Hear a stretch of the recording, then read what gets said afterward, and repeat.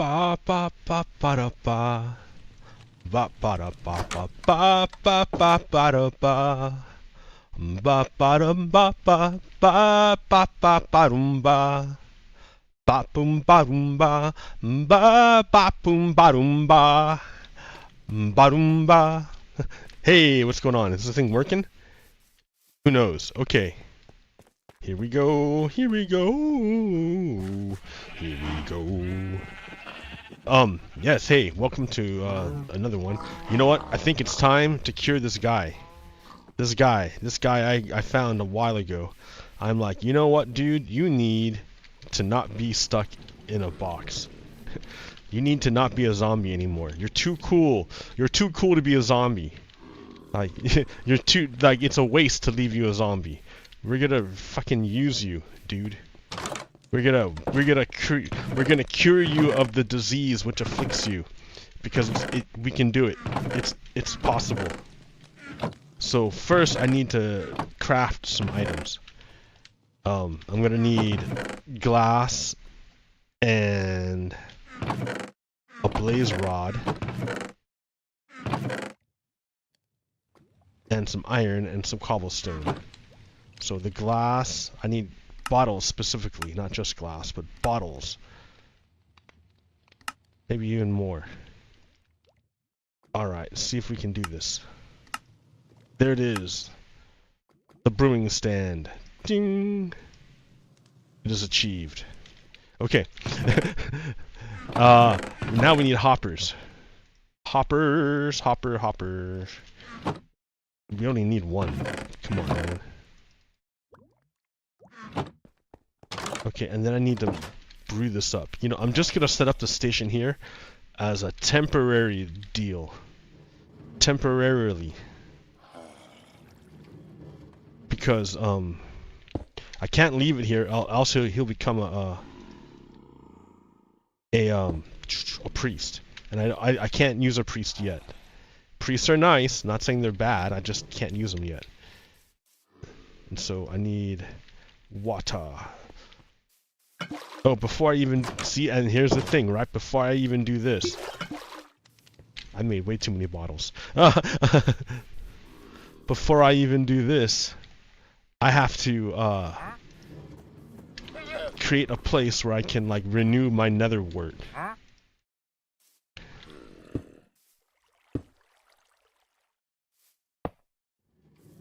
Okay. My nether wart is as of yet no crafting table here? Come on.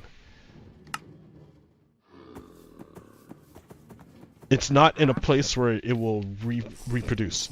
I need to cultivate more nether wart. See, I can't just burn it. I gotta fucking cultivate it. I have to cultivate it first. And it only grows in soul sand. I don't think it even grows in soul soil. And I have limited soul sand. I can get more. I know where it's at, and it's easy to get. It's not like it's difficult. Where should I do? I'm gonna do it in here. This just feels like a room that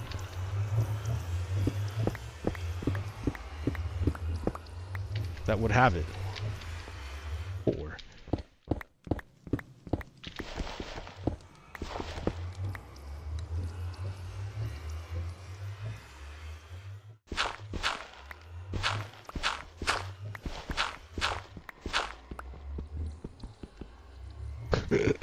okay.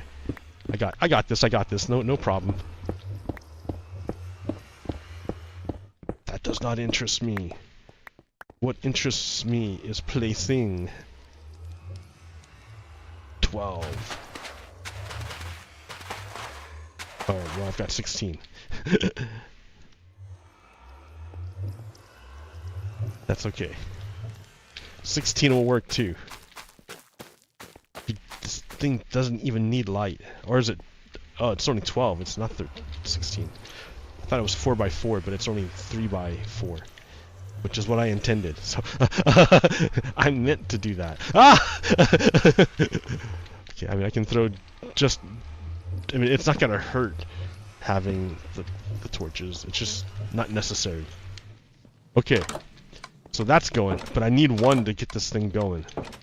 So but I kind of want to let this go. I want to let it go first and get one harvest before I start brewing. Okay, all right. Everything's good, right? Right.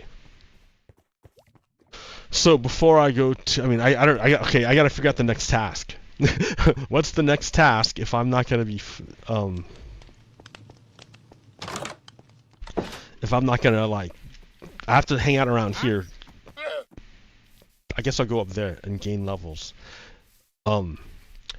So, like, what time is it now? 3:51, July 18th. At this moment, so far a bunch of people, it's been reported as, it actually hasn't happened, but it's been reported as a bunch of high-ranking Democratic officials have asked Biden to step down. Chuck Schumer, Barack Obama, Nancy Pelosi, a few other people. Like some pretty heavy, but they haven't confirmed it or denied it. Nancy Pelosi kind of like hinted at it when she didn't necessarily say like that she was on board with Biden. I mean, what had happened was Biden already said that he was not gonna drop, and she acted as if she didn't hear him. Pretty fucking that's pretty disrespectful. That's pretty like fucked up. That's disrespectful. So Nancy Pelosi, like, is kind of shitty. She's a centrist. She waited a long time to impeach Donald Trump. A long time. She got a bunch of stuff done, but like, and she didn't impeach W. Bush for lying. I mean, do you understand that W. Bush absolutely lied to the American people to exploit their grief from 9/11. He exploited their grief from 9/11 to do his own fucking pet project in Iraq. He had his own little fucking war in Iraq. And he thought it was just gonna be a cakewalk. He was so dumb. He fucking believed his own bullshit. But essentially, George W. Bush and his allies lied to get the American people riled up to go to war with Iraq. We had no reason to. And in fact, one of what he was doing was charging headlong into the mistake that his father, H.W. George Bush, who was president before Clinton, right? So George W. Bush is the son of another former president, George H.W. Bush. George H.W. Bush was the vice president of Ronald Reagan. Before H.W. Bush was the vice president of Ronald Reagan, he was the head of the CIA.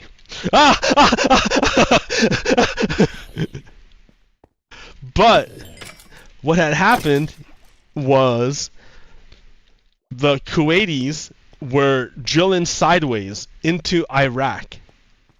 Now this is what I have heard from my professor, from Dr. Birch Berberoglu. And I don't, I didn't read it. I just heard him say it, and so I repeat it, because I trust Dr. Birch Berberoglu.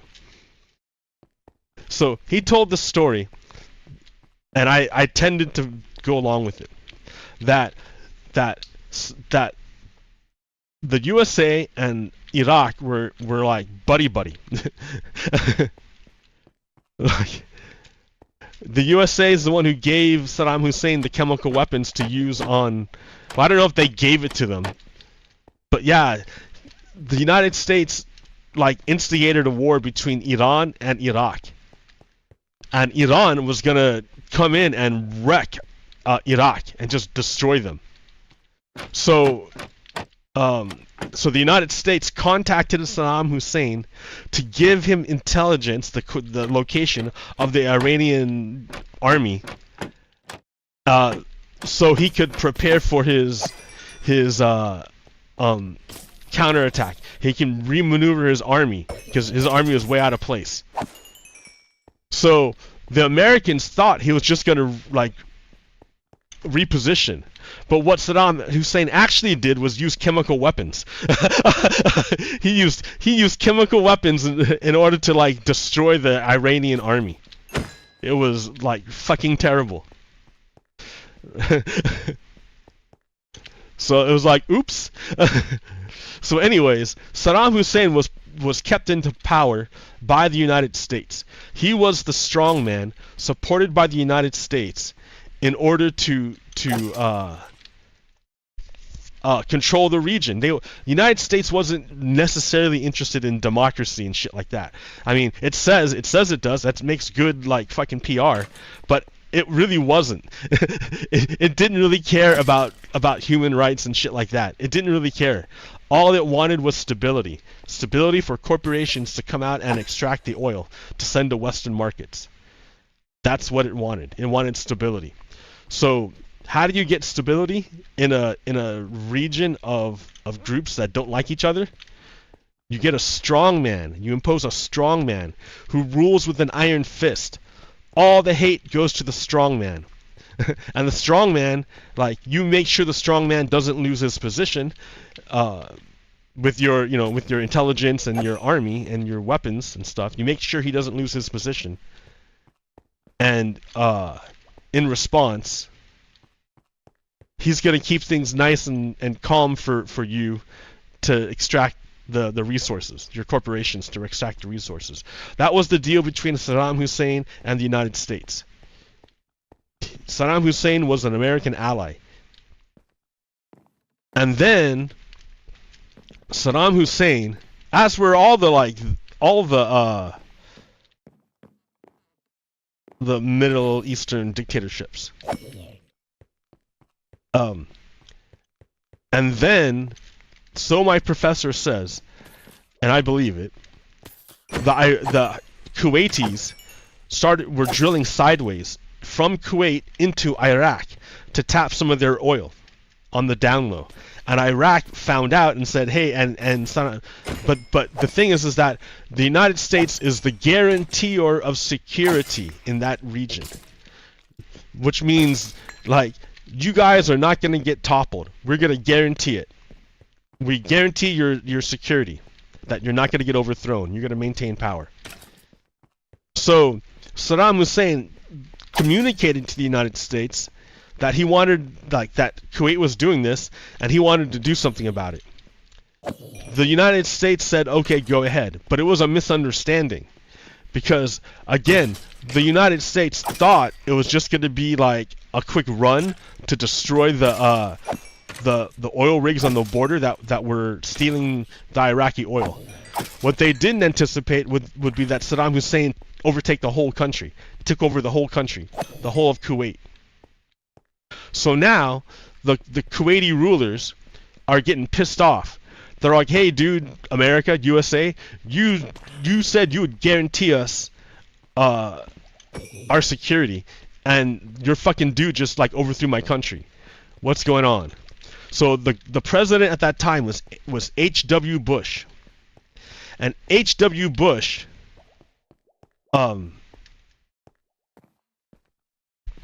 H.W. Bush invaded Iraq because he had to restore Kuwait. He had to do it, right? Because that's the legitimacy of the USA. Like, are you the guarantor of security or not? Like, you need to guarantee the security. So USA had to do something. But H.W. Bush knew better than to take out entirely Saddam Hussein. He had to show that the United States was like on top of the region. But he understood that Saddam Hussein played an important role in maintaining security in the region for the United States, for the United States corporations. or really any kind of Western oil corporation. I don't even know if it was the United States that benefited it from it. At any rate,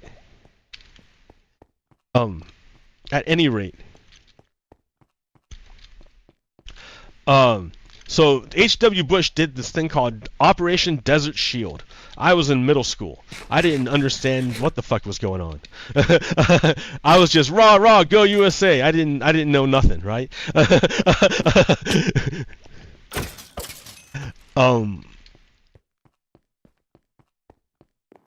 And then H.W. Bush knew. He's Republican, right? He's Republican, but he used to be in the CIA. He was the head of the CIA.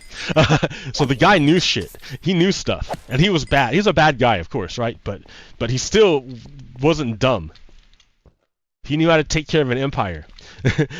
Well, I guess, I don't know. I'm assuming, because in any case, maybe not, maybe so. But in any case, for sure he knew better than to totally overthrow Iraq. He knew better. So what he did instead was implement no-fly zones over the northern part and the southern part of Iraq. That means if Iraq tried to fly any jets in that region, USA would shoot them down.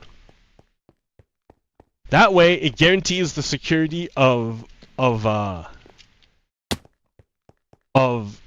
Kuwait, and coincidentally, it like relieved pressure off the Kurds in the north.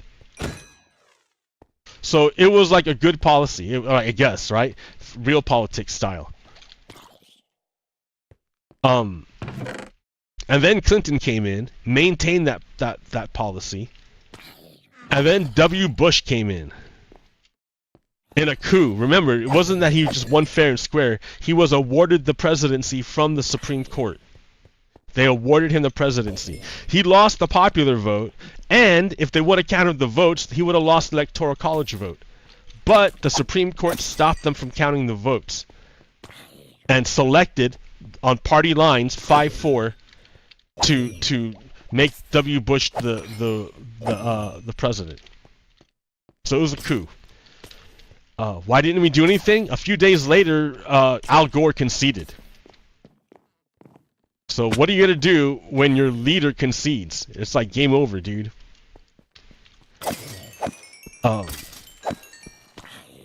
And W. Bush, he fucking lied about all sorts of shit. He lied to the American people and said that, like, this is after 9/11 happened, number one. Like, he was warned by the Clinton presidency that Osama bin Laden wanted to attack the United States, and they should be fucking watching out for that shit. But he didn't do it. They didn't do it. They just didn't even think about it. They ignored it. And 9/11 happened. The country rallies around the president because we're under attack. And yeah, George W. Bush goes to war with Afghanistan because he says Osama bin Laden did it, and Osama bin Laden is in Afghanistan hiding with the Taliban. That's what he said. So the United States packs up, declares Article 5 of NATO. Article 5 of NATO says that an attack on one is an attack on all. So the United States under W. Bush called up Article 5, obliging all the other members of NATO to invade Afghanistan with the United States, which was kind of dumb. It was a dumb thing, right? it was dumb. And all the Europeans, like, they were there for like a month, and then they bailed. Then they left. They're like, yeah, this is dumb. We're out of here. See ya. Only the United States and a few other countries like stayed there to occupy it, and that's what it was. It was an American occupation, and not even of the whole region. It was just an occupation of the capital city. Outside the capital city, it was like things like nothing had changed. Like if you weren't in the capital, it was like nothing changed.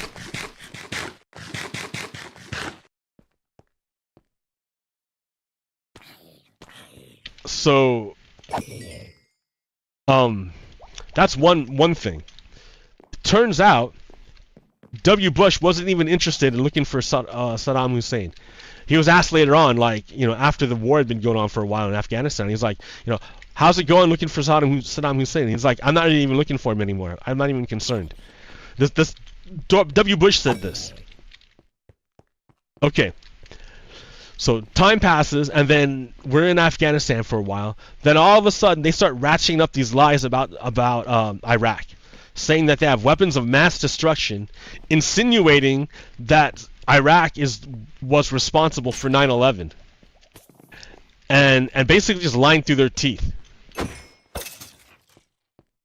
And they took some CIA intelligence and cherry-picked it to paint a super bad picture in order to manufacture consent to go to war in Iraq.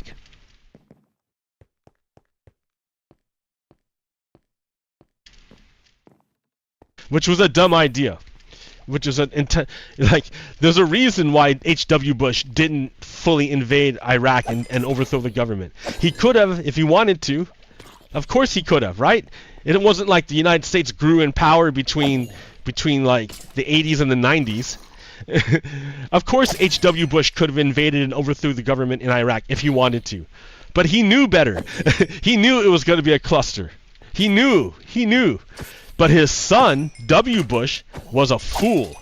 He was a fool. And he squandered the wealth of the United States to invade not one, but 2 countries. For no reason. And so, like, it was terrible, right? And like, because war is a bad thing. War is a bad thing. It has a corrosive effect on your morals and behavior. That's just the nature of war. It's corrosive. It's like war is war. It's awful. Like, that's the definition of war. The most awful thing you can do to another person in order to gain power. It's not pure power. It's awful. And it has a corrosive effect on a people. And turns out the Bush administration had our people torture Iraqis. And like violate their human rights. Torture them. To torture people. And the W. Bush administration legitimized it with John Woo, I think is the lawyer's name. Legitimized it by saying, oh, this isn't torture, this is enhanced interrogation techniques. Like, textbook example of fucking newspeak, of like destroying the idea of torture by burying it in the morally neutral enhanced interrogation.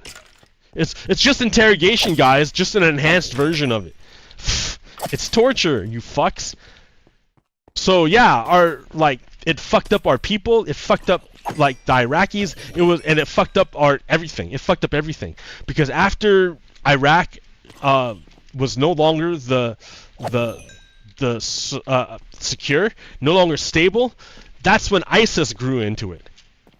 ISIS filled the power vacuum left by Saddam Hussein. And as everyone knows, ISIS is a terrorist group.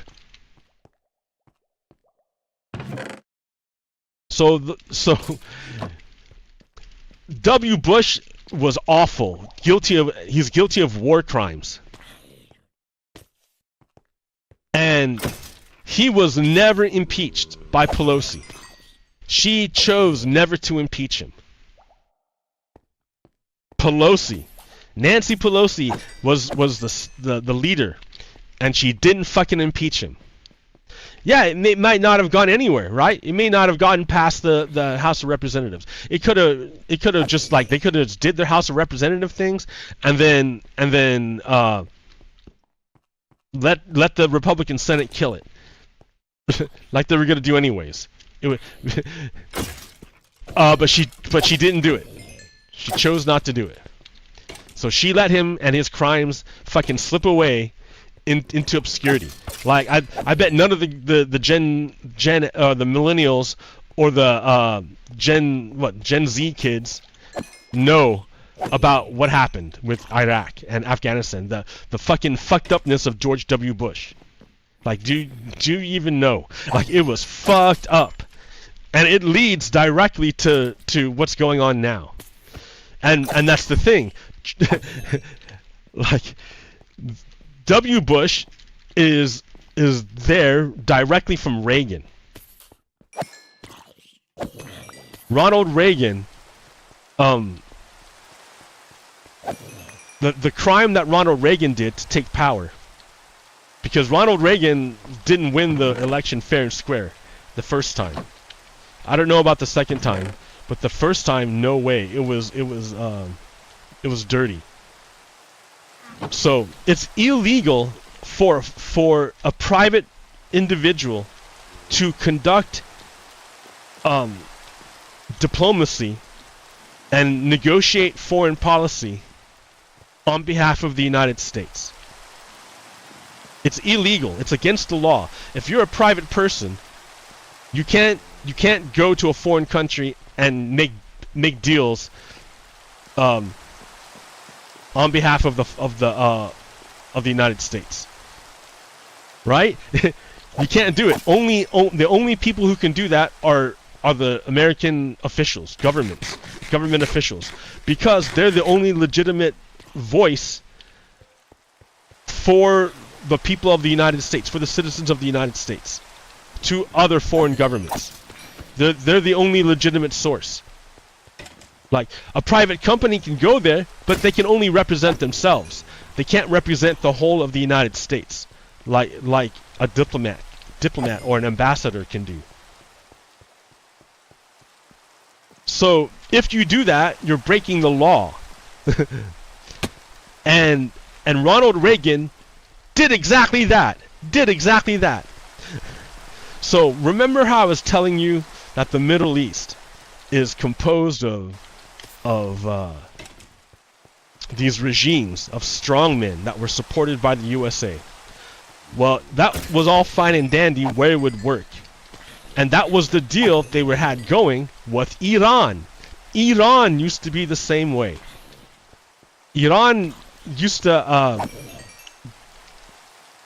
after World War II, both Saudi Arabia and Iran were approached with a deal by the British oil companies and the British government, which is, you let our oil companies in and we'll pay you X amount of money per year.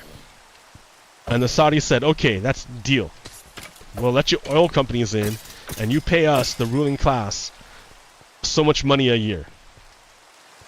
And then England, and then eventually America, instead of England, went to Iran, and they offered Iran the same deal, but less money per year. So the Iranian government was like, no, we want the same deal that Saudi Arabia got, the same money.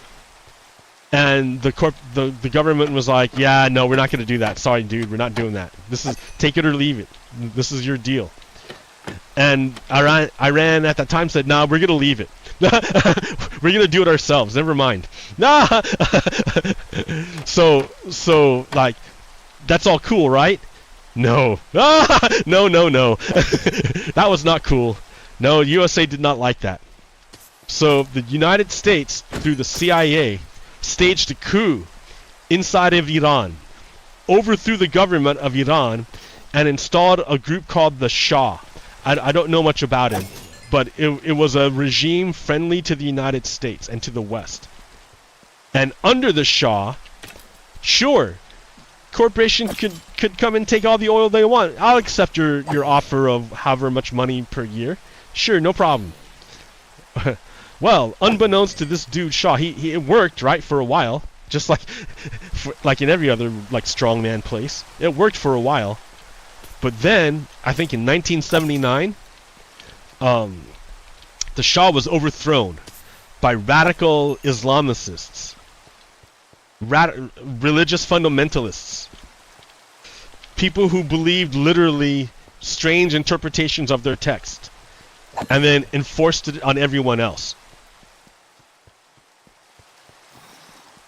So it's very rigid. It was a very rigid theological government. Kicked out the Shah, the government friendly to the United States and to the West, and it had its had its own deal and developed a relationship with the USSR, which is our total enemy. Historically, I mean, they've always been fucking with us. So yeah, and so it became like a hostile regime, and they invaded our embassy in Iran and took hostage a whole bunch of Americans that were in the embassy. Like, embassy, that's like no. You don't fucking invade someone's embassy. That's like sovereign territory. That's like their deal. And by doing that, you threaten your own embassies around the world. Like, because if you're gonna fuck one person's embassies, everyone's gonna fuck with your embassies. Like, and your embassies in foreign countries where you can't do jack about. So yeah, you don't fuck with embassies. So, but Iran did, and they took American hostages. And Jimmy Carter was the president at the time. Jimmy Carter was a good president. Like, he told it straight. Jimmy Carter was a great president. And like, he had solar panels on the roofs, dude. That guy, like, in the 70s, that guy knew what was up. And but and then Jimmy Carter and the Iranian government regime had a deal to release the American hostages. But unbeknownst to everybody else, Ronald Reagan had his own team go and talk to the Iranian government people, the regime on the down low, secretly, so no one like knew. And they said, "Hey, Iranians, I'm gonna make you a counter offer that's better than what the government offered you, what Jimmy Carter offered you. My offer is this: if you do not release the hostages and you keep them, then the Reagan administration will give you a better deal." And the Iranian government said, "Yep, okay, I'm gonna do it." And Iran kept the hostages. And then that contributed to Jimmy Carter losing the presidency to Ronald Reagan. Ronald Reagan would then go on to make another deal with the Iranian government on the down low, secretly. Ronald Reagan wanted to have a secret war in Nicaragua, but he had no way of funding it because Congress denied him the funds. So in order to fund his secret war in Nicaragua, Reagan sold to the Iranians American weapons, even though America officially had a weapons embargo against them for being a terrorist nation. Reagan just said, "Fuck it, I need to make money." So he secretly sold the Iranians weapons and then used those funds to secretly wage a war in Nicaragua when Congress had told him no.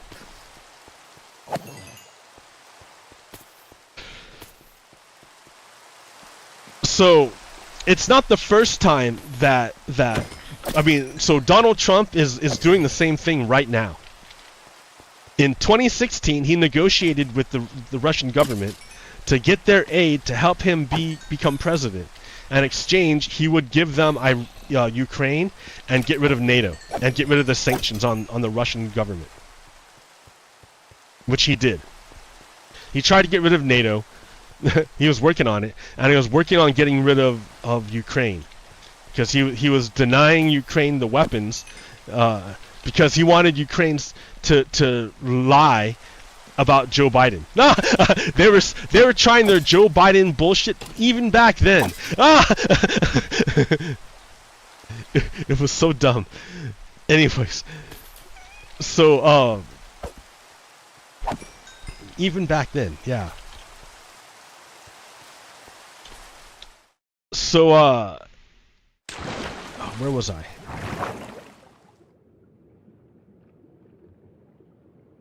Donald Trump. So yeah, he worked with the Russian government in 2016.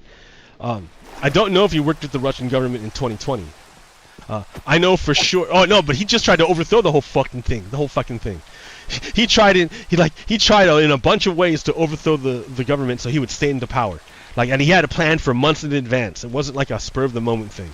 He had it planned months in advance that he was not going to let go of power, regardless of what the results were of the election. So, and he failed. He failed to overthrow the government.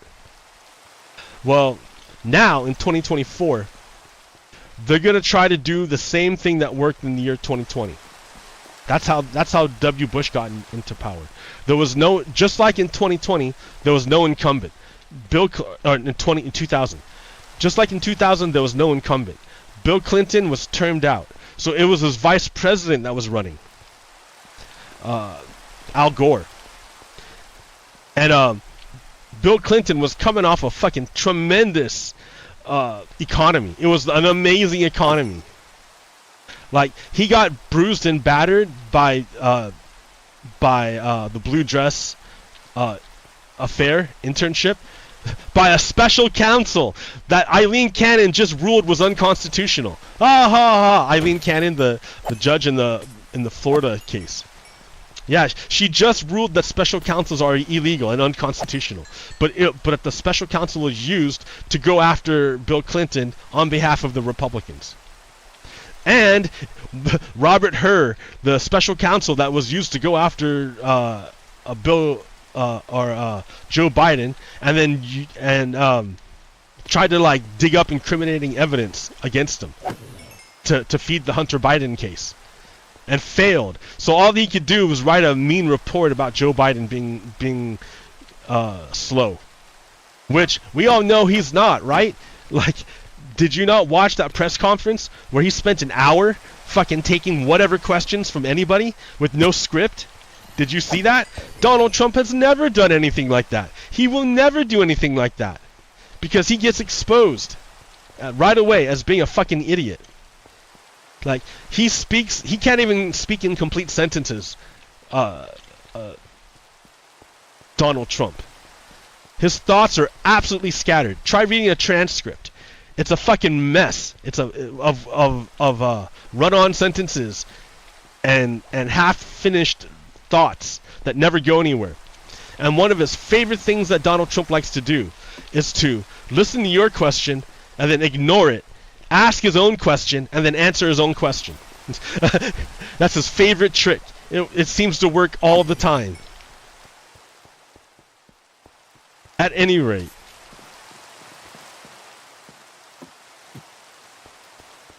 now we're at the point where there was a debate between Donald Trump and Joe Biden. Now Joe Biden prepared himself to have a debate. But Donald Trump knew that this was no debate. It was a rally. It was a MAGA rally. So that's what Donald Trump did. Donald Trump did a MAGA rally while Joe Biden came for a debate. And there would be no moderators. No, there were essentially no moderators. You could say whatever the fuck you wanted. So yeah, it was a campaign rally. It was just like a MAGA rally for Donald Trump. So Joe Biden looked pretty bad. And you got to think, what happened? And the narrative pre-planted by the Trump administration was that Joe Biden is too old. They had been saying that mean Sleepy Joe for fucking ever. For 3 years, they've been saying Sleepy Joe. And it must have worked. It must have sunk into the brains of the elite liberals. Because the way Joe Biden responded to what happened is what you would expect if you came to play chess and your opponent was a pigeon. The pigeon doesn't even know how to, isn't there to play chess with you. They're gonna shit on the board, knock over the pieces, and then go back to their flock crowing. That's what they're gonna do. So Joe Biden tried to play chess with the pigeon. Of course he's gonna like not come off very good, because there was no one there to debate against. Donald Trump was having a campaign rally with a prop. That's what he had.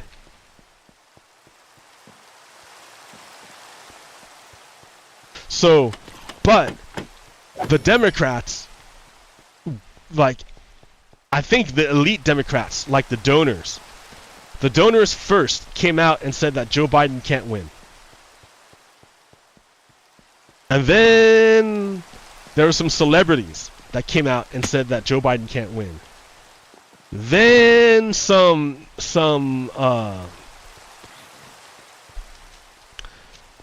officials came out and said Joe Biden can't win. Now the press is reporting all these leaks.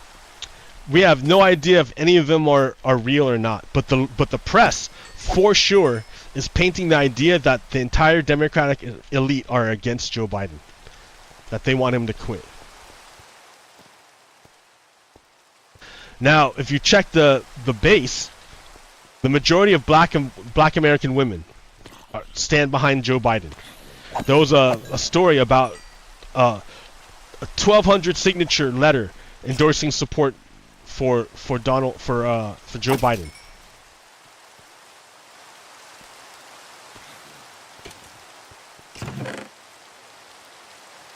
So, and then Bernie Sanders and AOC and the progressives all came out in favor of Joe Biden, in support of Joe Biden. So there's a cleave now between the elites and the donors who want to get rid of Joe Biden, who say get rid of Joe, and the media, their media, because the media is like really, really, really, really loud about it. It's really loud. It's like the media ignored Biden's amazing 1-hour press conference. it's just gonna ignore it, and it keeps pointing back to the campaign rally, because that wasn't a debate. It was a Donald Trump campaign rally.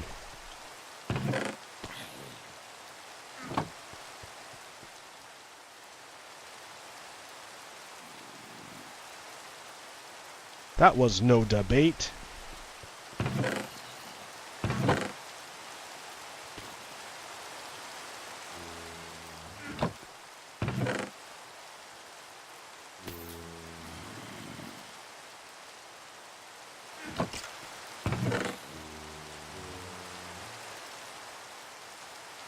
So yeah, it feels like the elite and their media are coming out to push Joe Biden out, and they're trying to manufacture consent among the base to do it. And I don't know how good because as far as like the primary is done, right? So the people have spoken. They want Joe Biden. It's the elites trying to manufacture consent to fire Joe Biden.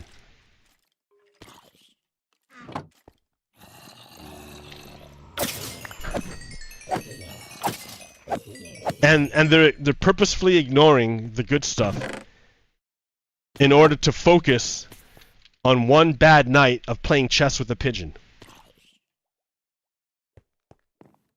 They can't point to his record. Oh, they'll point to gaffes too. They'll use his speech impediment against him.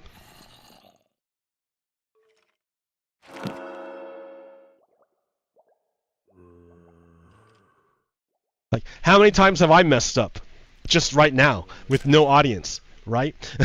I have no audience. I'm just like talking to myself, and I still make mistakes. But the media is playing it up to get Joe Biden, and it's really weird. It's very, very strange.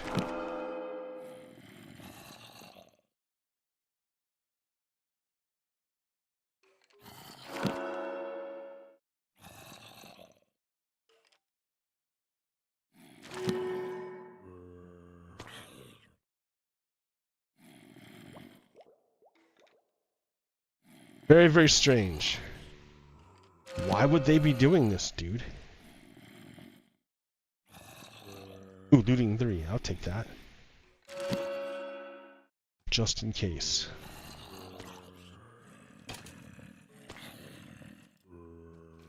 All these sharpness 3s, but no sharpness 4 or 5. Breach 2? What the hell's breach? Never heard of breach. It must be one of those newfangled books.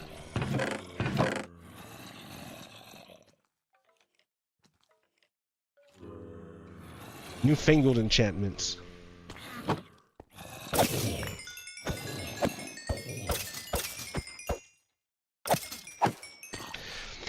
So it feels almost inevitable that Joe Biden has to quit, because there's been so much leaks about Joe Biden quitting that if he sticks it out and says, "Oh, fuck you all, I'm gonna be in," they've damaged their own candidate. Like, the Dems have fucked up their own candidate a bunch. They basically turned on him and stabbed him in the back because of one debate night.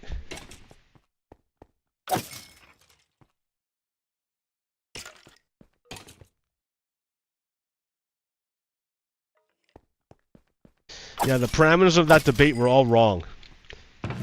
You basically gave Donald Trump a fucking platform to spew his hate, his lies, unchecked. Like, there was no checking him. Joe Biden, you can't counter a Gish Gallop with the way Joe Biden prepared.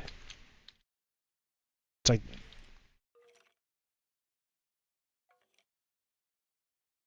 I mean, it's easy for me to talk and say, "Oh, you should have did better." Like, you should have foreseen it and adapted. Maybe would I have foreseen it? Would I have known that Donald Trump would fucking ignore the questions and just spew lies forever? Like, maybe, but then I'm young and I can talk fast sometimes. Sometimes I talk slow. Sometimes I speak garbled. Like, would I be any good up there? I guess they had Gavin Newsom up on the debate stage. No, he was on the debate stage. He was on Fox News. Gavin Newsom was on Fox News, and they tried to trip him up, and Gavin Newsom never got tripped up. Fox News could not get him. It was kind of cool to watch. They tried and they couldn't get him. He made them look dumb on their own network.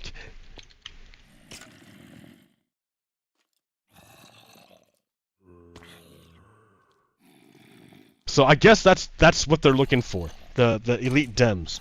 They're looking for a guy, or not even a girl, someone that can make the Republicans look dumb on their own networks.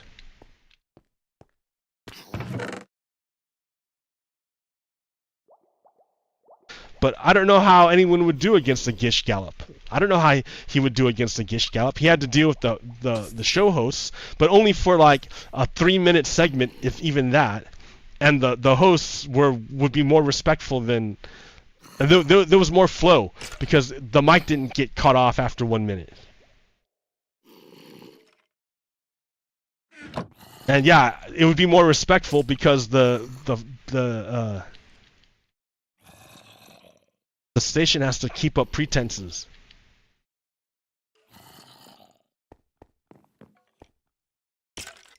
Keeping all that gold armor. I don't know why.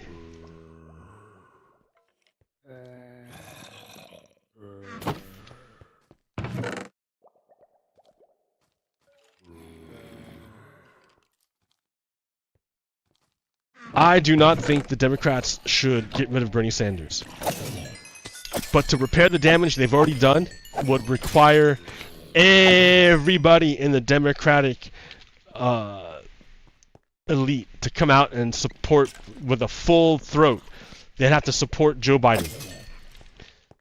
And I don't see it happening. I think they're gonna shiv him. They're gonna fucking he shepherded the U.S. like fantastically. He fucked up with Gaza big time, big time. Like he got played by Bibi Netanyahu. And I think that might be I think that might be the reason why the real reason why they're getting rid of him. Why they shivved him. Because he let the United States get played by Israel.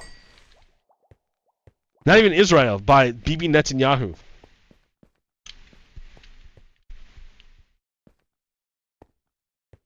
And he said, and he like gave it okay. He kept calling the anti-genocide people anti-Semites. He's like, you people protesting against genocide, you're anti-Semitic. What? What do you mean, Joe Biden? What do you mean that genocide is related to Judaism? Like, what do you mean genocide is inherent to Judaism? What are you talking about? We're saying no genocide. Like, what's that to do with Judaism? Joe Biden, yeah, but Joe Biden like got played by Bibi Netanyahu big time. So he made the United States look like a dumbass in front of everyone. Because what is it like?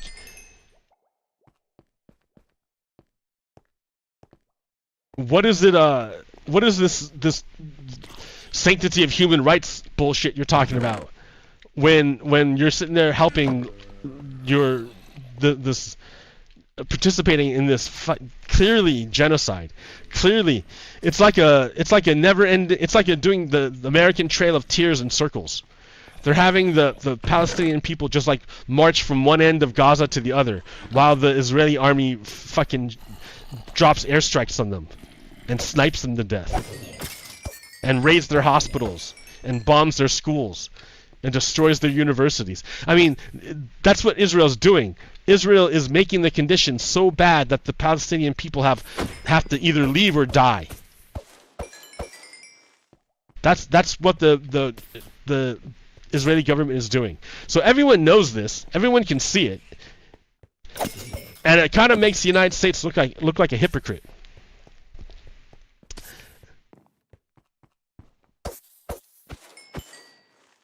Like, you don't have to, quote, quote, abandon Israel. All you have to do is stop sending them offensive arms. If you don't send them like, hey, you're using our offensive weapons to fucking kill innocent people. You can't, we're not giving you any more. Here's some defensive weapons. If you need rockets for your Iron Dome so that you can stop projectiles from hitting your people, okay, we can do that, but we can't give you like fucking tank rounds and 2,000-pound bombs to drop on refugee camps. No. That's all you had to do. That's all you had to do. But Joe Biden like got played by Bibi Netanyahu.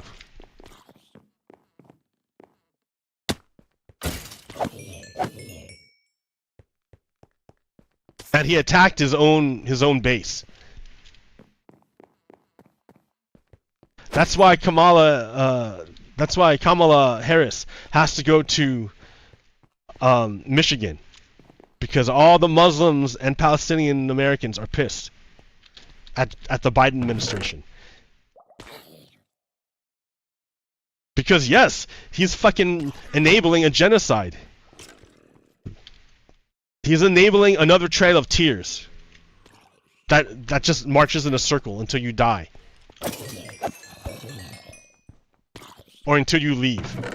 And if you leave, then the land goes to Israel.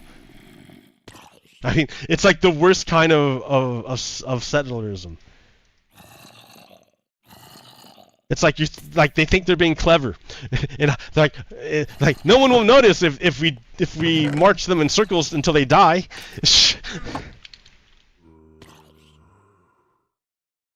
If we just do the genocide real slow, no one's gonna notice.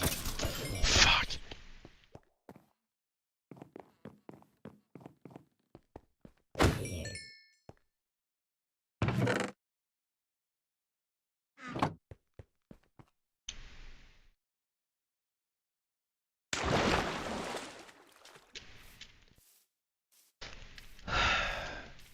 I mean, it's going to be utterly demoralizing to the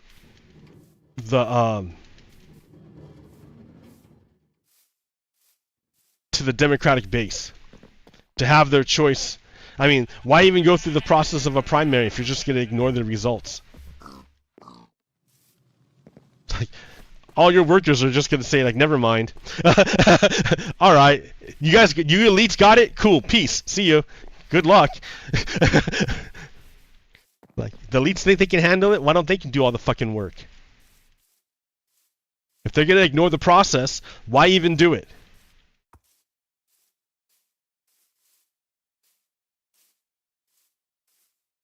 Why even pretend to give us a choice?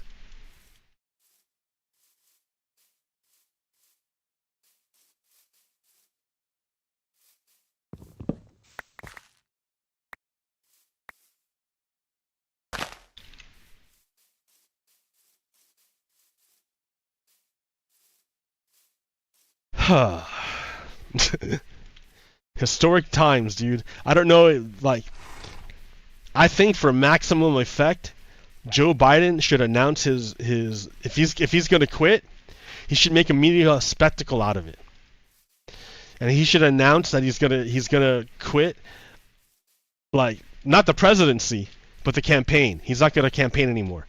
He's gonna, if he does that, he should announce it 30 minutes before Donald Trump is gonna speak. That way, all the media attention goes to Biden instead of Trump.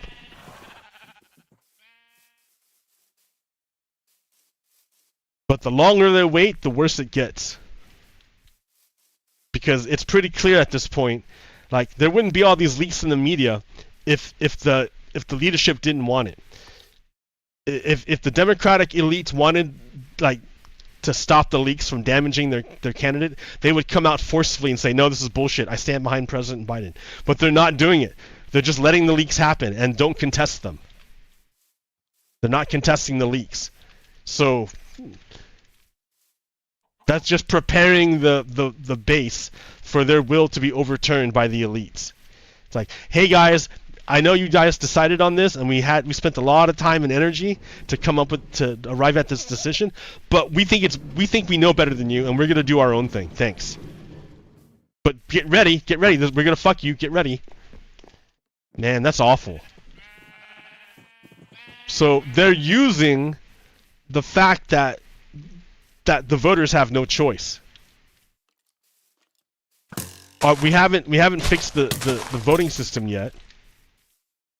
So we're still on this first past the post system, which naturally devolves to two parties. Naturally, because it's first past the post.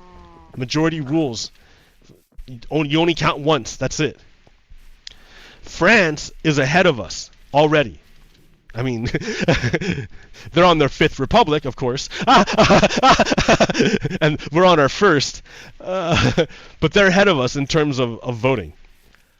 Because in France, there's no electoral college, number one. And number two, they do runoff voting. They do 2 rounds of runoff voting. So what that means is they don't just vote once and that's it, and they count it up and it's done. They don't do that. What they do is they do one election and have everyone vote. And then from there, they do a second round of voting. They eliminate the weakest parties who get the least amount of votes. That way it consolidates the field from many parties to like a few. And then they do another round of voting. And then that's how they come up with like who's gonna represent them. So I hear of an even better way called ranked choice voting. So it works kind of on the same principle as the French one, where you have a second round of voting. Instead, on this one, you have like up to 3 rounds of voting. Well, I've heard 3, right? Because instead of just, if you have multiple candidates, instead of just choosing one of multiple candidates, instead of that, now you rank them. You pick your first most preferential candidate, and then you mark down your second one, and then you mark down your third choice. That way, if you're first, and then they count the votes. And if nobody has over 50%, a majority, if nobody does, they find the candidate with the least amount of number one votes. And that candidate is eliminated. But the people who voted for that least person, their vote is not gone. Instead, it is transferred over to their number two choice. After you transferred all of their choices back to their number two person, you do another count of all the votes. And if still nobody has over 50%, then you eliminate the next lowest person. And you count up all the votes. So if your number one and number two choice were eliminated, your vote is not gone. Instead, you move your vote to your number three person. And by that point, hopefully, I think mathematically you will have one person over 50%.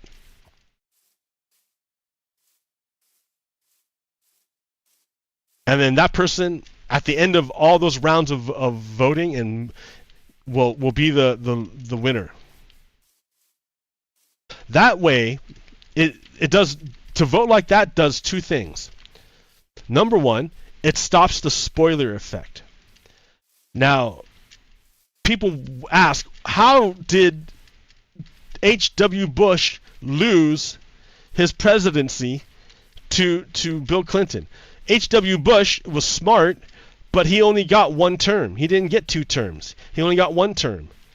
What happened that made H.W. Bush lose his election, even though he was the incumbent? Because when you're the incumbent, you have a lot of advantage, huge advantage, name recognition, and the idea that people go with the devil they know instead of the devil they don't. Like, they know what this person's going to do and what they're about. They don't know what this other new person is going to do or what they are about. So in order to play it safe, people go with the one they know best.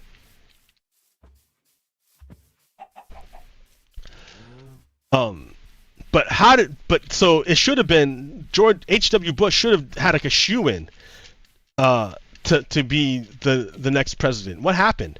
A guy named Ross Perot happened. Ross Perot was a millionaire from Texas who made an independent run, who challenged H.W. Bush in the primary. And at one point, this third-party candidate, he wasn't a Republican. He had his own party. I forget the name of it. The Reform Party, I think, was the name of his party. He had his own third party that was running alongside, I guess, the traditional Republican campaign. So Ross Perot was taking votes away from H.W. Bush in order to run his campaign. And then some shady things happened. Ross Perot suddenly quit the race. And then months later, after the election, a reporter caught up with him and said, like, yo, Ross Perot, why did you quit the race, dude? You were doing pretty good. Why'd you quit? You could have been president. Ross Perot said, yeah, I was, some shady shit happened with my daughter's wedding. Some people showed up at my daughter's wedding, and I felt uncomfortable about going forward. Oh shit. Like, suggesting some goons showed up at his daughter's wedding and told him to stop running for president. I don't know, right? I don't know about that. I don't have any proof of that, but like, I can barely remember it. But yeah. So H.W. Bush lost the election that he should have won because he was the incumbent. That's what makes it so weird that we're gonna that the Democrats are gonna ditch their incumbent. There's a lot of advantage that comes with being an incumbent. He had done. Joe Biden can run on his record, which is amazing. The economy, at least according to the stock market, is doing fantastic. Like, it's doing great. Inflation is coming down, but I think that's a function of interest rates rather than anything Joe Biden did or the Democrats did. I think but there's massive investment in manufacturing, and I think that is as a result of Joe Biden and the Democrats. They passed the CHIPS Act, which subsidized and encouraged, incentivized, I guess is the word, incentivized manufacturing in the United States. So a bunch of chip manufacturers invested in the United States.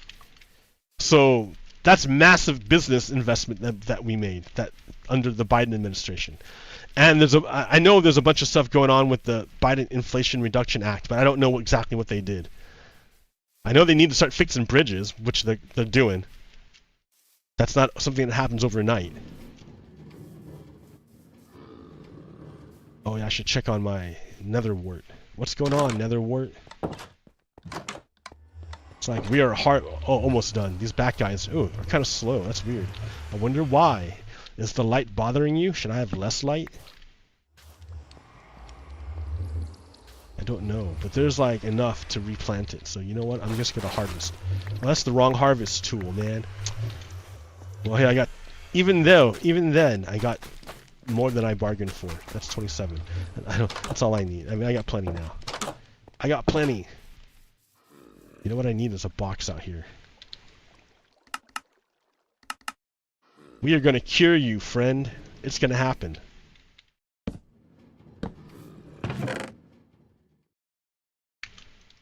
And the nether wart will stay here. I got bottles right here, man.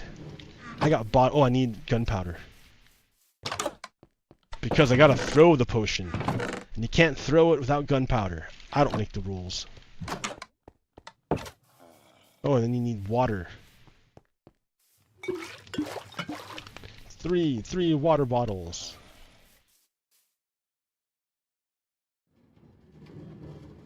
That blaze rod. Oh no, not rod. It's powder. Powder. Alright, and then I need another wart. That's the first ingredient. Alright, so I put it up here. First it's nether wart, and then it's gonna be gunpowder. Actually, you know what? I don't need to... That's wrong. This is incorrect. I'm doing it wrong. Ah! I don't think I needed nether wart at all. To make a potion of weakness, you need sugar,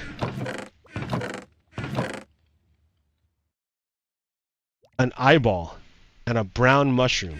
Oh shit, I remember now. Man, I've been doing this all wrong. Now I just made an awkward potion with nothing in it. I need a brown mushroom. Where am I gonna get a brown mushroom? Oh shit, way over there's a swamp. Ah, I bet you there's brown mushrooms in that swamp. Damn, dude, that's a long ass way to go. All right. Well, hey, what else was I talking about? I gotta keep going here. Democrats stupid for ditching Biden. They're crazy, and by this point, because they haven't clamped down on the rumors, they've damaged their own candidate, so that it's an inevitability now. They fucked their own candidate, their own dude. They acted basically they did what Vladimir Putin wanted and what Donald Trump wanted.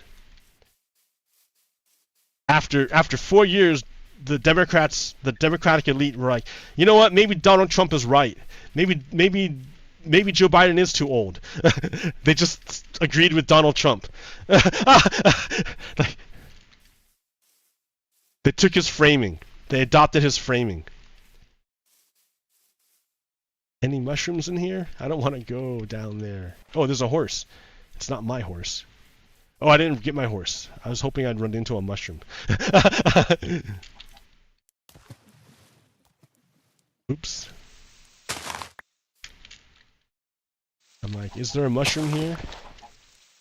It would make me feel nice. No mushroom. Alright, let me go get some food and a horse.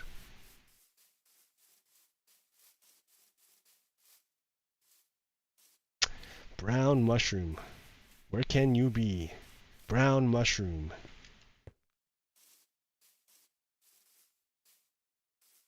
Come make me free. Brown mushroom.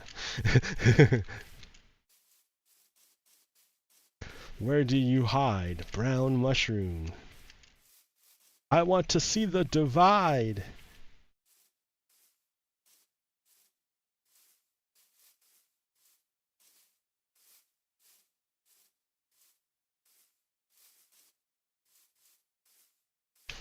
Yeah, the RNC. Holy shit, dude, they're full-on Nazis. No other way to say it. Republicans are Nazis. I've been saying that for a long time, but I think I don't think people are like appreciating the level to which they are Nazis. No, like they won't say it. They'll say like fascists or whatever. I'm like, dude, they're Nazis. They're the reincarnation of the Nazis. The fascists. Even what Italy had fascists. Like, don't just blame the Germans.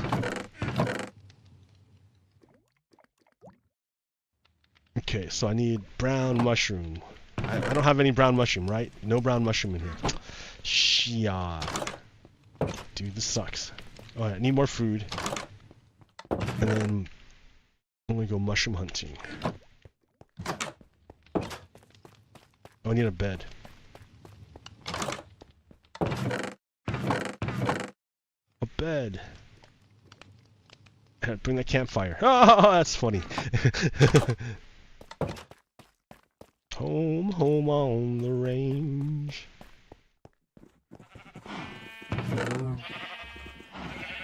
And fences, sure. Okay, horsey. I have all these bottles I don't need. Okay. We're going on a search to find brown mushrooms. I don't know where I can find them, but we will look. Would they be in snow biome? Can I find mushrooms in snow biome? There's a forest over there. I don't know if I can find mushrooms in them, but then I have to get off my horse. Oh, that's right. There's this big divide. Oh, I fell in the divide. I fell in. Shit. It's a long way. It's a long way out. It's gonna slow me down. Oh no, I got to keep on moving. Ain't nothing gonna break my stride. Ain't nothing gonna slow me down. Oh no, I got to keep on moving.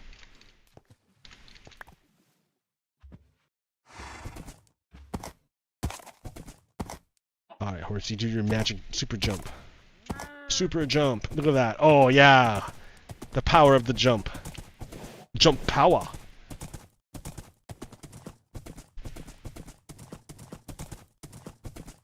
Yeah,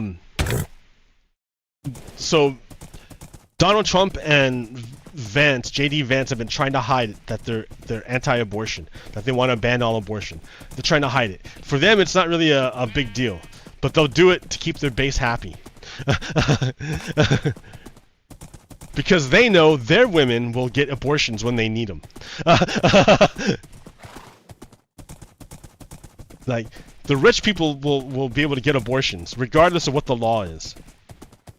It's only the poor people that are going to suffer if you outlaw abortions. They're the only ones who have to care if abortions are legal or not.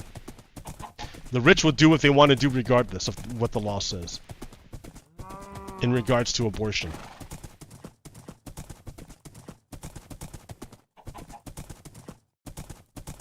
But, so, yeah, JD Vance and Donald Trump have been hiding their abortion stance, but Mike Johnson's pretty clear about it.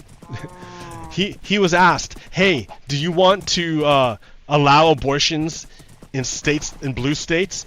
And Mike Johnson said, no, we don't want to do that. The whole states' rights thing was bullshit. We don't care what the blue states want. We're going to make it illegal in their states too. So it's like, oh, okay. Oh, there's a swamp. It's getting dark. I can make it to the swamp, then surely I'll find... is that a swamp, or is that like... Surely I'll find mushrooms in a swamp. Surely. Yeah, it's a swamp. You want to ride your horse into the swamp? It's all this water, man. Yeah, this is not something you want to do. How about you make camp here? Keep this fire away from you so you don't burn yourself. And take a nap. Home on the range. Oh, wait, I gotta do this. Wait, the other way.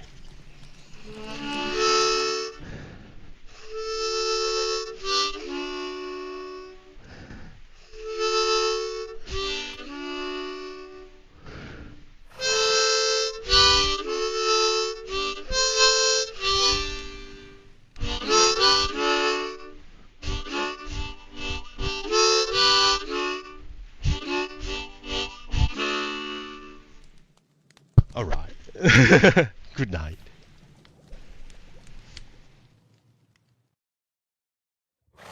Back once again! Ah! Alright. Can I see any mushrooms, brown mushrooms anywhere?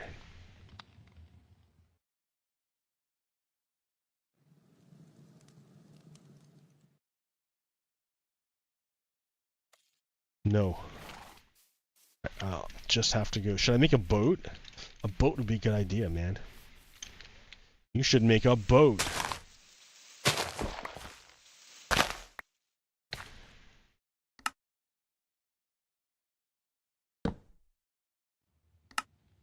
A boat. There we go. Nice. Ha ha ha ha. Okay. Ooh, wee. Okay, looking for the brown mushroom. The brown mushroom is what we seek. Yes. Leave the boat. That brown mushroom. Oh, there's brown mushrooms. Hey. All right, we're in the money. Brown mushrooms. Yeah, buddy. All right, what else can these sticks? Like, what are you doing in the swamp? They were never here before. Brown mushroom. Brown mushroom. Brown mushroom. I should get the light blue too, since I'm here. The light blue. Brown mushroom. The light blue flowers. Thank you. Okay. And that's it, right? I don't really need it. What else can I get here? Oh, I can use some slime balls. If you got any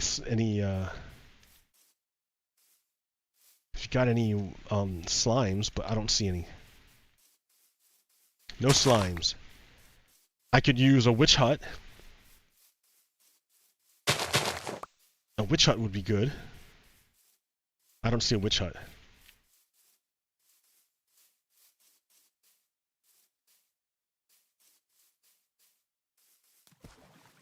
And besides, a witch hut here would not be the same as a witch hut in Bedrock. The witch hut in Bedrocks are great. They're great for making witch farms. I don't know how you would make a witch farm in Java. Okay, that's it. Nothing else beyond. Nothing beyond. It's all water. Let's return home so I can cure that guy. Dude, it's been forever. He's been in that little place forever.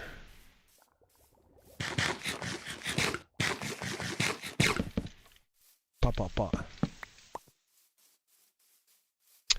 Yeah, we cannot go to... Donald Trump cannot be allowed to take power.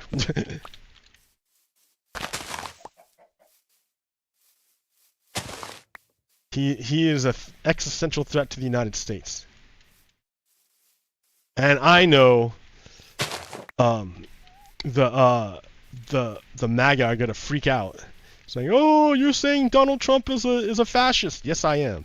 You're saying he's an existential threat? Yes, I am. I say he's a traitor." But unlike you, I have reports to back me up. So you can either believe the Russians or you can believe the Americans. And you would be surprised about the number of Americans who believe Russia. Like, it's unbelievable. Like, they don't understand it. They don't understand that they're agreeing with Putin. They don't understand it. It's like beyond their comprehension, their vision. It doesn't compute in their head that what they're saying is exactly what Vladimir Putin wants them to say. Like, it's pretty clear that Donald Trump is hostile to Ukraine. J.D. Vance is also hostile to Ukraine. Donald Trump already has announced his plan for Ukraine. He said, "Oh, I'll get peace in 24 hours." And the way Donald Trump wants to do that is by cutting off Ukraine. Now, I know there's some Americans who will be like, "Oh, we should be spending that money here and not helping Ukraine." Like, you're not understanding like the benefit Americans get from this deal. No American lives are being lost. All our old hardware is not just sitting in a garage, it's actually being used. And we're getting money for it. Like, and we're developing relationships with other countries so that our weapons and arms can be sold throughout the empire. Or, I wouldn't even say empire, but the coalition, because the United States, like, doesn't really have total control over stuff. The Europeans have their own arms industry. Just like China has its own arms industry. All the countries are trying to go to other countries and sell their arms.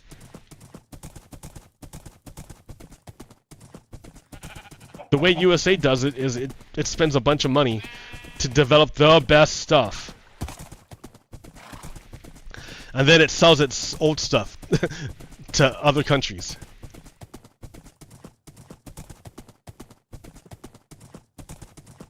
And that's what's going on with Ukraine.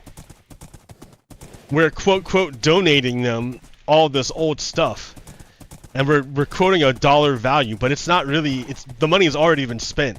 It was spent like 50 years ago.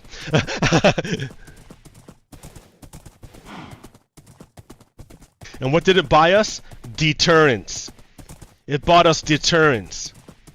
Don't fuck with us, is what it bought us. For 50 years, and then now we're giving it to Ukraine to actually use it for its intended for the purpose for which it was made, which was to attack the Russian army. And to defend from the Russian army. Because that's what it is, it's defense. Ukraine isn't attacking Russia, Russia is attacking Ukraine. And why? Is it because Ukraine's a democracy and Russia is an oligarchy? It's the same reason why the Republicans attacked the United States. Because the Republicans want an oligarchy. And the Democrats nominally want a democracy. At least the American people want a democracy. I don't know about the Democrats if they want a democracy or if they want like managed democracy. Quote.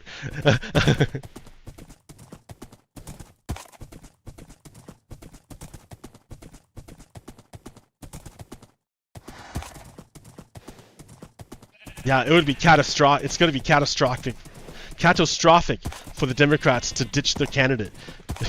They got mind tricked, Jedi mind tricked by the Republicans into doing it, into killing their own candidate.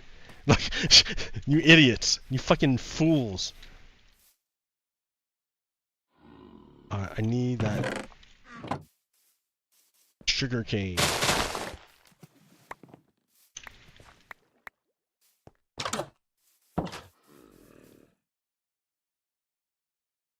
You fool! Why would you do that?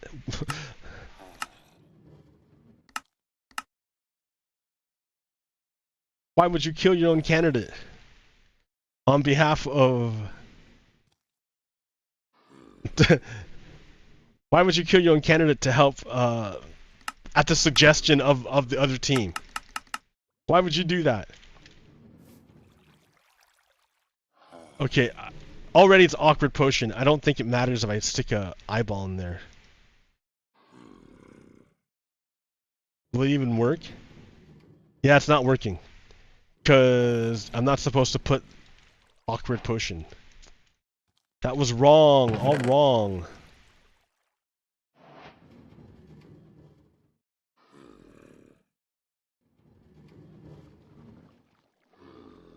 Try again. Take that last one out. And get new bottles of water.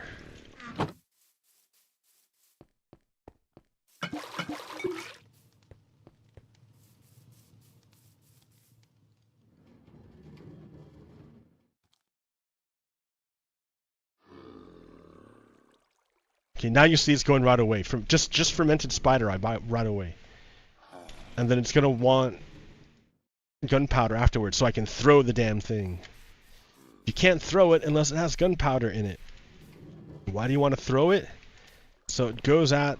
I can chuck it at that guy and make him weak. Ooh, and then I need a golden apple. Which I have. How did you get a golden apple? I found them. I literally found them.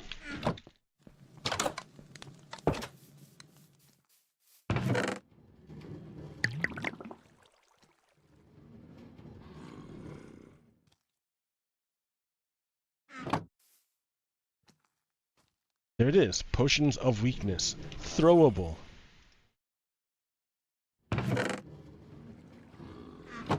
Okay, I want that guy to be a librarian, so let's get that thing going. Ready. The first thing you're gonna see, buddy, is a lectern. And you're like, oh, there's a lectern. I want to be a librarian. Okay, first of all, come over here. Ha ha ha ha ha! Eat this apple. You're gonna eat this education. Alright. Now look at him twerk for a bit, and that's cool. Whatever. Do what you need to do. I'll be back.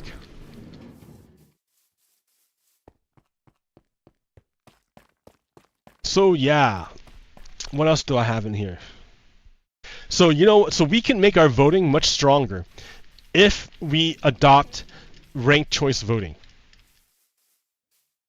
I mean, you make the vote stronger. You make the power of the voter stronger because they don't just get one vote and then waste it if it's not on the right person. Their vote carries forward, no matter what. They always get to have a say. Like, I want to get rid of the Electoral College too, but I don't know how. And the way we're gonna do that is like you can't do it via constitutional amendment.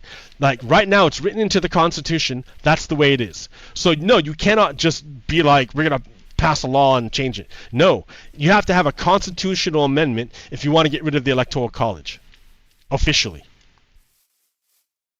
So the problem is, to pass an amendment you need a shit ton of states, and there's a bunch of small states that don't want to do it.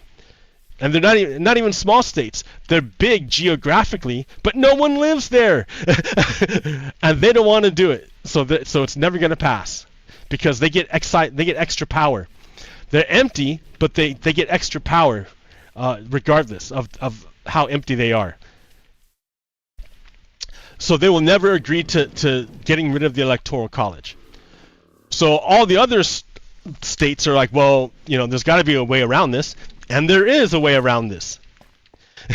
In order to win the presidency, you need to have 271 votes, Electoral College votes, or something like that. You need to have 271, but let's just, for right now, let me just say, I don't know how much it is exactly, but that sounds about right. You need 271 Electoral College votes to become the President of the United States. It's written in the Constitution. So, these states, these various states, have all signed an agreement. Their agreement is, We don't care what happens in our own state. Whoever is the winner of the popular vote, we are going to give all our votes to. Doesn't matter what our own state says. It's what the popular vote wants. That's what we're going to pledge our votes to. But they can't just do it right now, because if they did, it would wreck everything. Instead, they made a deal. This deal only kicks in once 271 states worth of electoral college votes have agreed to it. When the majority of electoral college votes have agreed to it, then it's already done. It kicks in.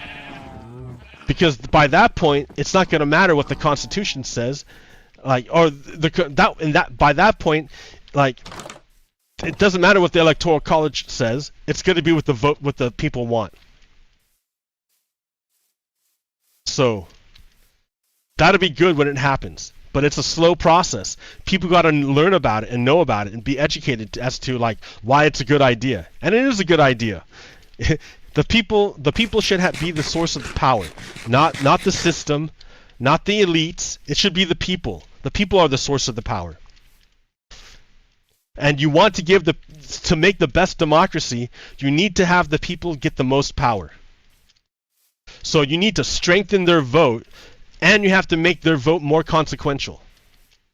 So this layer of electoral college bullshit, all it is an abstraction to dilute the power of the people and put it into the hands of the elite. That's all it does. It doesn't actually serve democracy. If your purpose is to serve democracy, you're not serving the people. Oh, it's done. You're not serving the people by concentrating the power in the hands of the elite. You're serving the people when you put the power in the hands of the people. So one way you can do that is you can strengthen their vote by instituting ranked choice voting. Another way you can do it is by implementing the popular vote for the president and get rid of the electoral college. Another way you can increase the power of the voter, of the people, is by implementing term limits for the Supreme Court. Right now, like, so if you look at I look on Facebook, and anytime there's a story about possible term limits on judges, all the comments, it's as if they're bots controlled by one person. All the comments start saying, oh, we should put term limits on elected officials. We should put term limits on elected officials. And that's like the opposite thing you want to do if you want to push democracy. Because remember, what's the thing that makes elected officials different from appointed officials? Number one, they're elected. They're elected. The people chose them. They weren't selected by some elite, some other government official. They weren't just selected by some one dude. They were chosen by the people. It was put to a vote, and the people decided this person's going to represent them. So by implementing term limits on elected representatives, you're telling the people, I don't give a fuck who you want to represent you. Me, the elite, is telling you otherwise. You can't choose this person. Term limits only limit the power of the people. They do not limit the power of the politician. They enhance the power of the elites. However, appointed officials picked by a politician, yeah, they should have term limits. They were never elected. They don't have a mandate on power, because the power is derived from people, not from elected officials. So an elected official can't appoint someone to a life position and say you're beyond the reach of the people. You can't do that. The entire government is within the grasp of the people, because that's where the power comes from. Not from the elites, it comes from the people. So you want to put the power in the hands of the people, you can impose term limits on officials who are appointed as opposed to being elected. Elites want term limits on elected officials and no term limits on appointed officials. So if you look at so So if you look at the Supreme Court, they are appointed, not elected, they are appointed for life. They are beyond the reach of the voter. They are not beholden to the will of the voter. This system is broken. I gotta fix it because it has wastage. If I didn't pick up that watermelon, it wasn't gonna get picked up. So sometimes it looks like some of them fall onto the dirt, but I don't think I can fix that. There's any way of fixing that unless I make the train line go back and forth over every single part like 3 times. I mean, I guess I could do that, but if I'm gonna do that, then I should like double up my my square footage of where the pumpkin and or watermelon can grow. Dude, that's gonna increase your amount by a lot. I don't even have a storage system yet. I can't even store it yet. Like, I'm putting everything in one chest. Like, if it was efficient, I would be in big trouble. It'd be filled up.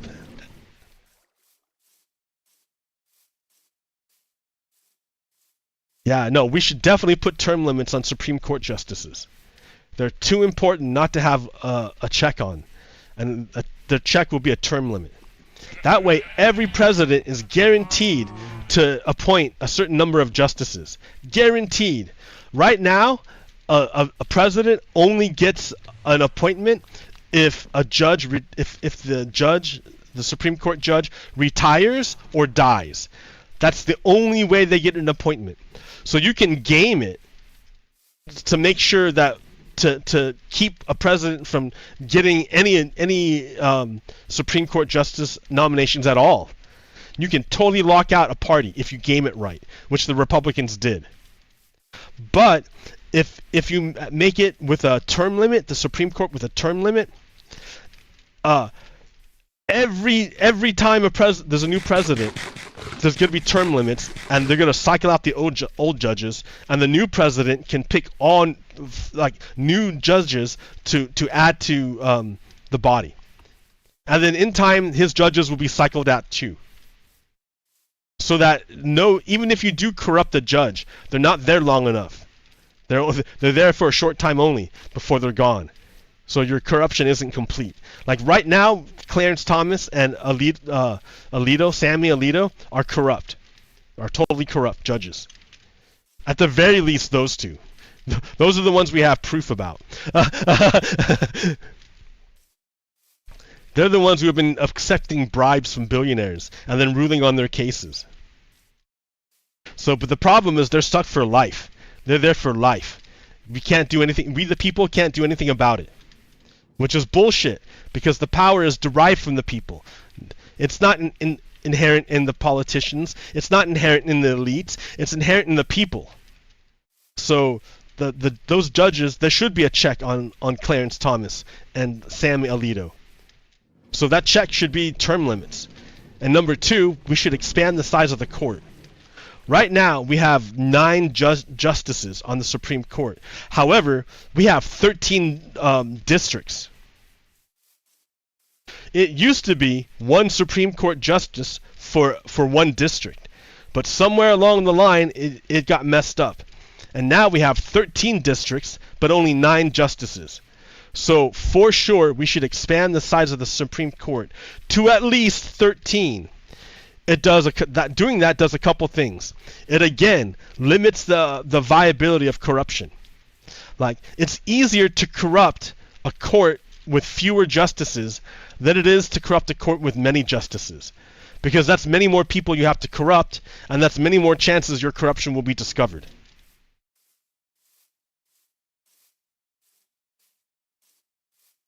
So we should absolutely expand the size of the Supreme Court. So I need Joe Biden to come out with a plan that says all the shit he's going to do to fix the bullshit that's going on with the Supreme Court. I would love to hear him implement nationwide ranked choice voting, but he can't do it. That's not the purview of the federal government. That's the purview of the individual states and their jurisdictions. Because why? because any power not expressly stated in the Constitution falls back upon the people and the states. That's why. And nowhere in the Constitution does it tell you how to do the voting.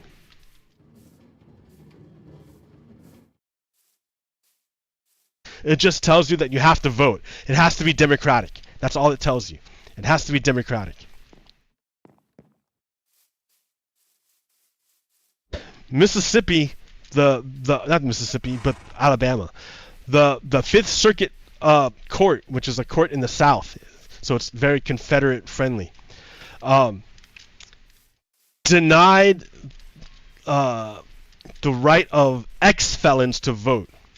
Like the other day, I was talking about how felonies will disqualify you from voting, which means Donald Trump might not be able to vote because he's a felon now. But it depends on the state. If you're, some states re-enfranchise you after you've served your sentence. So if you're a felon, once you finished your time in jail or wherever, or your community service or whatever, paid your fees, whatever, your voting rights are reinstated. But the Fifth Circuit Court, District Court, ruled that no, I think Alabama can keep their law that says if you ever get a felony, you have forever lost your right to vote. In Alabama, you have to move to another state if you want to vote. So why is this a bad ruling? Well, number one, because you want people to be enfranchised in a democracy. You want enfranchisement because that means that people have a voice. And when they have a voice, it means they're invested in the government, in what's going on. So the more people you have invested in what's going on, the better. The less chances it can be corrupted. So for pro-democracy, you want as many people invested and enfranchised as possible. But for the Confederate, for the fascist, you do not want that to happen. Democracy is your enemy. You don't want democracy. For a fascist, you want to concentrate the power into the hands of the elite. You don't want to spread it out. You don't want the people to have it. You want the elites to have it. So you do things in order to concentrate the power. So in Alabama, the white supremacists who are controlling the state, the Republicans, do not want to invest the power in the people. So they take steps to disenfranchise the voters, so they're not able to vote. Because they only want the elites to vote. They don't want the people to vote, just the elites. They want to concentrate the power in the hands of the elite. So one way they do that is by felony disenfranchisement. If you make any felony whatsoever a disqualifying event, saying that if you get a felony, you can never ever vote, any felony, you have incentivized the over-policing of your political enemies. It's like, hey, you mean if I can get my enemies in trouble, I can stop them from voting. And if I stop them from voting, they can't remove me from this democratic government because they don't get to vote. Only my people get to vote. And yeah, that's what happened. That's the reason why we have felony disenfranchisement for permanent. Because once you do that, you have created a mechanism to hold on to political power, to concentrate political power in your hands and take it away from the voters. Because you disenfranchise them. You don't want to hear what the people have to say. So that's a bad ruling that happened in Alabama from the 5th District Supreme Court. So you got to understand the layers upon systemic layers of racism. Racism doesn't reside in a single person. It's literally built into our system.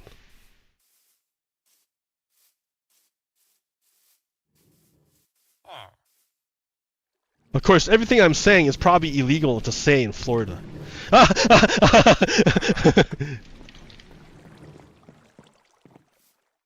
Because, again, Republican... Oh, yeah, hey, dude, you're here. because Republicans are not interested in truth. They're interested in power.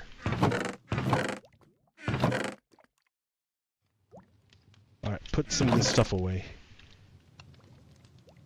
I'm gonna need some trapdoors for the moment. Trapdoors. Yeah, dude, it's like the vision's there, right? A great country is we can see it. It's not that we don't know what the great country is. It's not like we don't have any idea of how to get there. It's that we're facing literal Nazis. I wouldn't say literal, but the reincarnation of Nazis and Confederates who are trying to stop us. I'm gonna put the arrows in here. I don't know what else to do with them. Okay. What am I looking for now? I don't remember. Trapdoors. So I can put a trapdoor here and stop you from leaving my house. You cannot leave the house. Like, we can hang out, but you can't leave the house. Oh wait, you're gonna leave the house. Because I forgot these windows.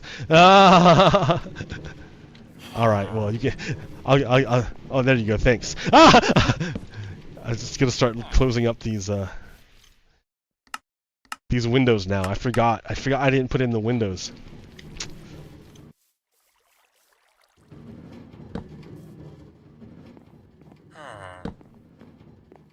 All right. Anyways, I should probably get you a bed.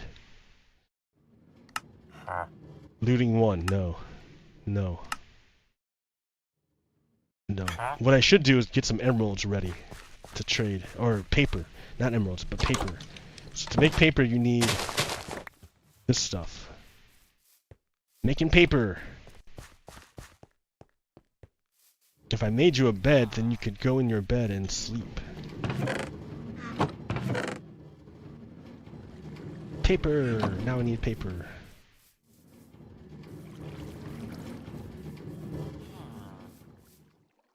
Of course, paper may not even be it. Maybe I just need emeralds. And a book. I have 14 emeralds. And a book. I can make a book.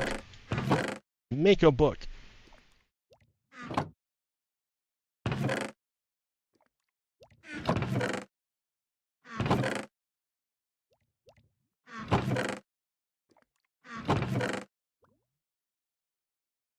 Slowly working my way through this.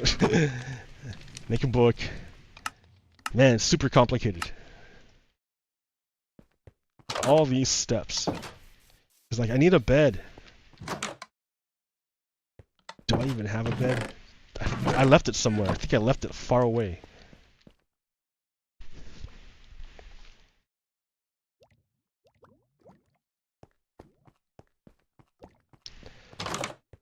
Alright, Holmes. I'm a librarian, wandering in the fields. I'm contemplating life. Multi-shot, no. I need mending. You must give me mending. That's the only thing I want, is mending.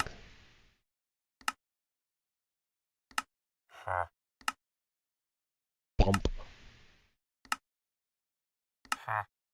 Huh. Oh, did you make different sounds now? He doesn't make the same sound.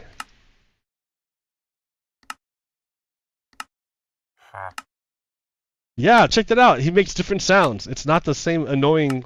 It's a lot better. I can handle this a lot. Ooh, infinity. See, I want an infinity bow, but I'm not gonna waste my one dude on infinity. I need mending. Mending.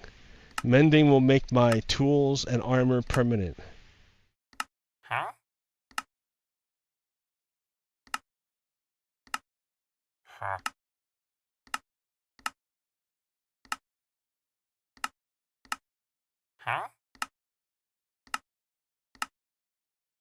I like the new sounds.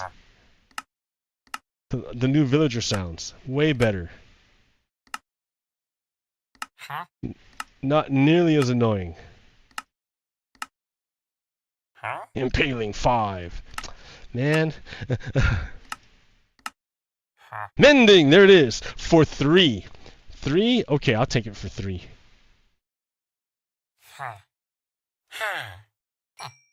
Yay! Got mending! Okay, I'm gonna make more books. How many mending can I buy? I mean, maybe it's kind of expensive.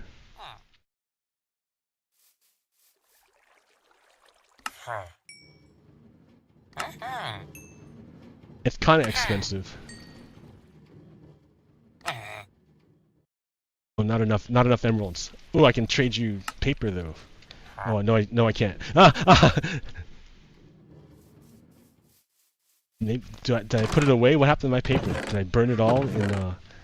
You used it all to make the books, dude. Oh, you fool! What the hell?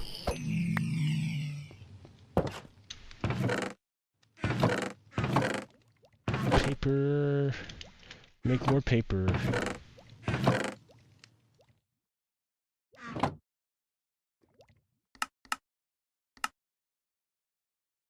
Alright, let's need some more emeralds so I can get some.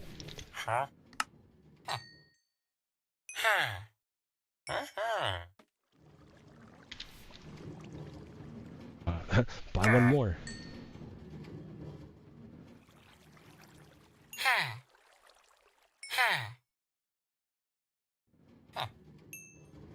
Perfect. Oh, yeah, it's only one now. Ha ha ha ha.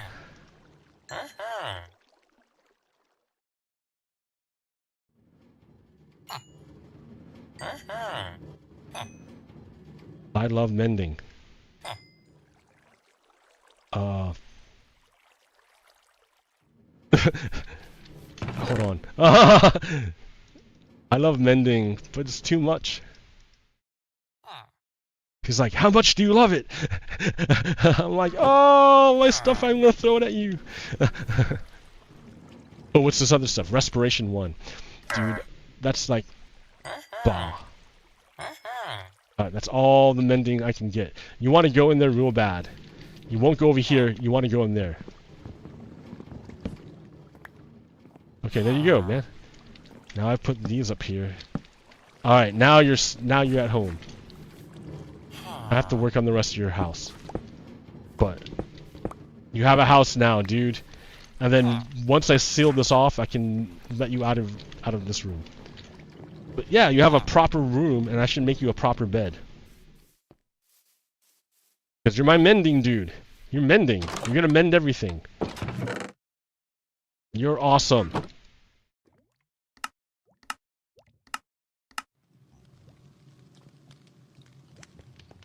You have a bed. I'll make your house better too. Eventually. Give me time. Give me time.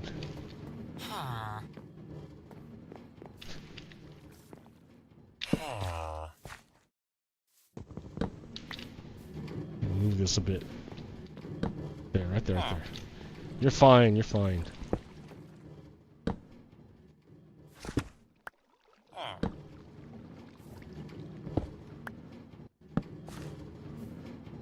Alright.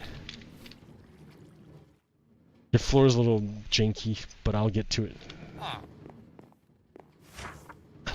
Hey, that's good. That got me started.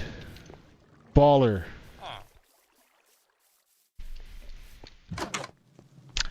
Alright, well, I have no idea what happened in the last, like, what, 2 hours?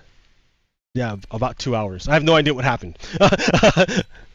Like, I might hang up and find out that Joe Biden, like, got abducted by aliens or something. I don't know. I don't know what's gonna happen. But I do know we have to defeat Donald Trump. The future depends on it.